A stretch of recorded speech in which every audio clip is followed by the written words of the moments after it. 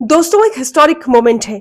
दिवाली जो कि सदियों से रोशनी और उम्मीद का त्योहार रहा है, वो अब यूनेस्को की इंटेंजिबल कल्चरल हेरिटेज की लिस्ट में शामिल हो गया है। चलिए समझते हैं कि यूनेस्को इंटेंजिबल हेरिटेज का मतलब क्या होता है।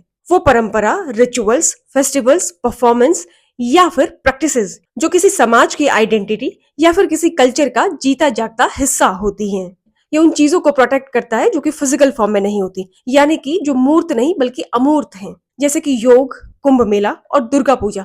यूनेस्को ने इन्हें ऑलरेडी लिस्ट में शामिल किया हुआ है और अब दिवाली भी इसमें शामिल हो गई है। यूनेस्को के हिसाब से दिवाली को इंक्लूड करने के 3 मेजर रीजंस हैं। पहला है लिविंग ट्रेडिशन। दिवाली अब सिर्फ इंडिया में नहीं बल्कि Sri Lanka, Nepal, Malaysia, Fiji, Mauritius, Thailand, UK और यूएसए तक भी पहुंच गई है। दूसरा है कनेक्टिंग बॉन्डिंग।